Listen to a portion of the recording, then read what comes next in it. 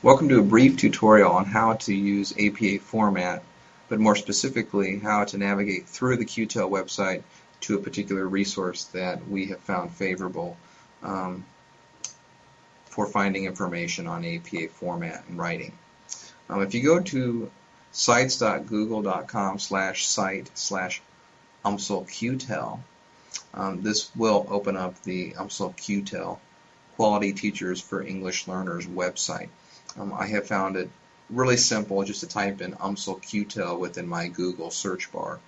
You can go to google.com and type in UMSL QTEL, and 9 times out of 10 the UMSL QTEL website will come up, which will provide you with recent announcements, the link to Facebook, and also quick access to the resources that we have put together for you within the program.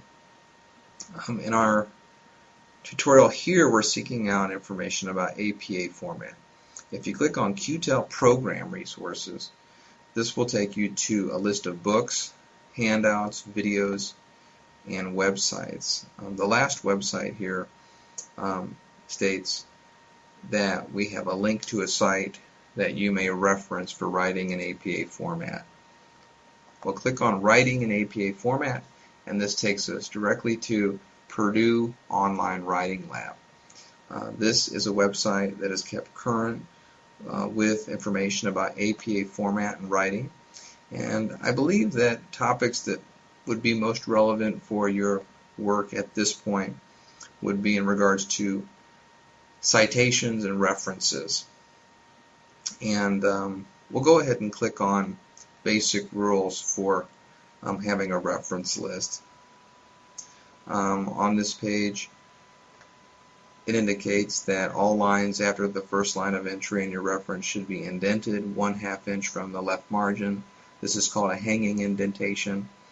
An example of this is sort of down here. You see how maintain is out, but if you tab in where 4 begins, this is the hanging indentation. So there's more information here. Oftentimes we have to reference articles from periodicals. So I'm clicking over on the left side on this information, and you can see a basic example of that would be to write an author's name. There might be more than one. The last name, comma, first initial, second initial perhaps, and again more than one name perhaps, followed by the year, the title of the article simply capitalized at the beginning, the first letter, and then the periodical, let's say for example Academic Excellence or the Journal of Counseling, that would be typed in italics, and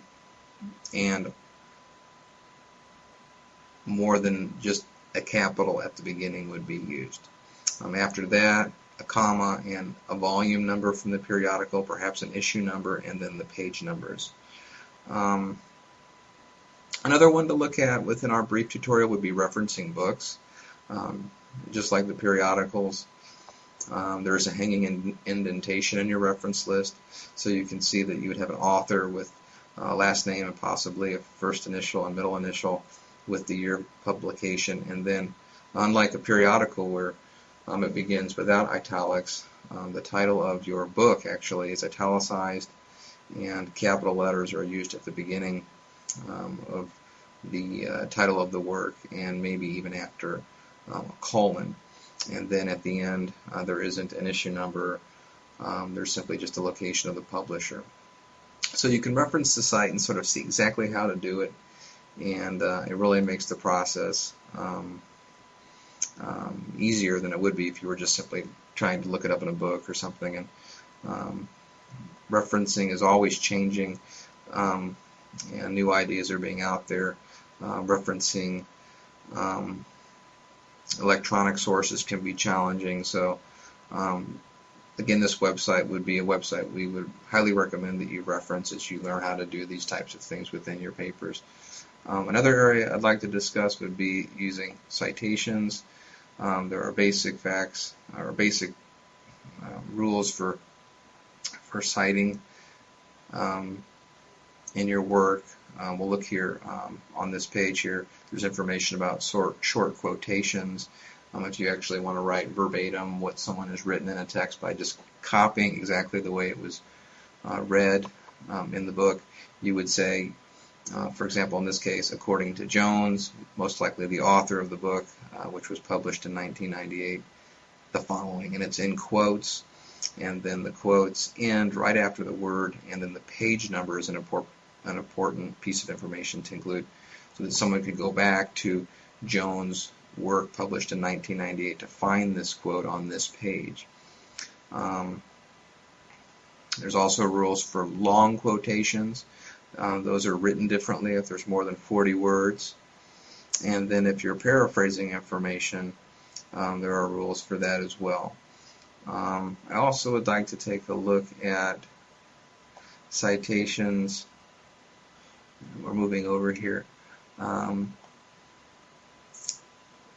With an author or authors.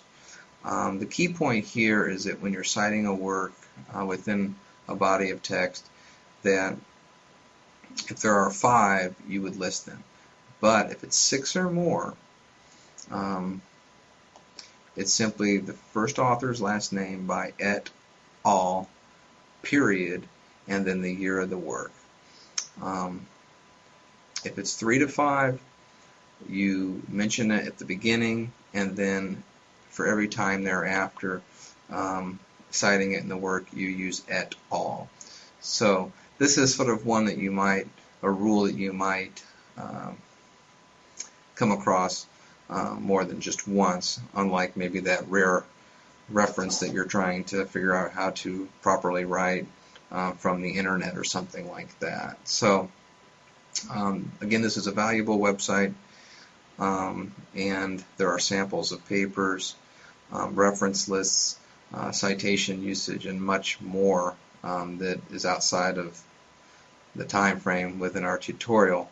But as an assistant in the QTEL program and working with others in the program that are going through it, that are preparing the online courses, I would say that this would be a valuable resource, and again, that can be accessed through the QTEL website. And if you have any questions, make sure to talk to your instructor. And we wish you the best of luck in the program. Thank you.